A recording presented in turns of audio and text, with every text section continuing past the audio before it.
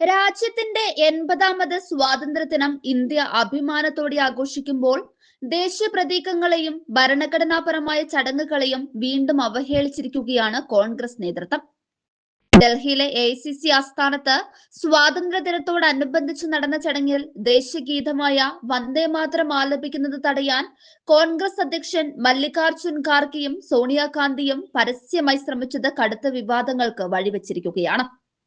ഇതിന് പുറമെ ചെങ്കോട്ടയിൽ നടന്ന പ്രധാനമന്ത്രിയുടെ ഔദ്യോഗിക സ്വാതന്ത്ര്യ ദിനാഘോഷ ചടങ്ങിൽ നിന്ന് പ്രതിപക്ഷ നേതാവ് രാഹുൽ ഗാന്ധിയും മല്ലികാർജുൻ ഖാർഗെയും തുടർച്ചയായ 2ാം വർഷവും വിട്ടുനിന്നതും ഭരണപക്ഷത്തിന്റെയും രാജ്യസ്നേഹികളുടെയും രൂക്ഷ വിമർശനത്തിന് ഇടയാക്കി.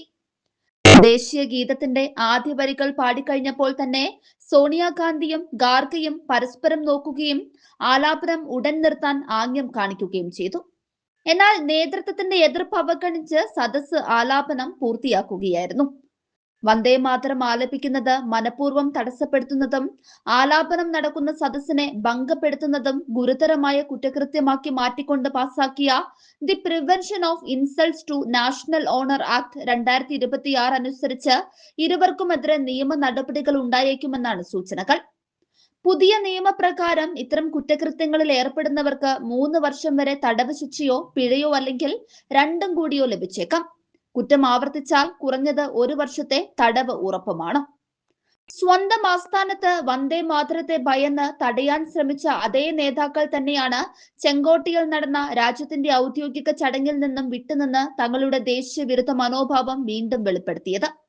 രാജ്യസഭയിലെ പ്രതിപക്ഷ നേതാവെന്ന ക്യാബിനറ്റ് പദവിയുള്ള ഖാർഗെയും ലോക്സഭാ പ്രതിപക്ഷ നേതാവായ രാഹുൽ ഗാന്ധിയും ചടങ്ങിൽ പങ്കെടുക്കാതിരിക്കാൻ സീറ്റ് ക്രമീകരണത്തിലെ അതൃപ്തി പോലെയുള്ള നിസ്സാര ന്യായങ്ങളാണ് നിരത്തുന്നത്.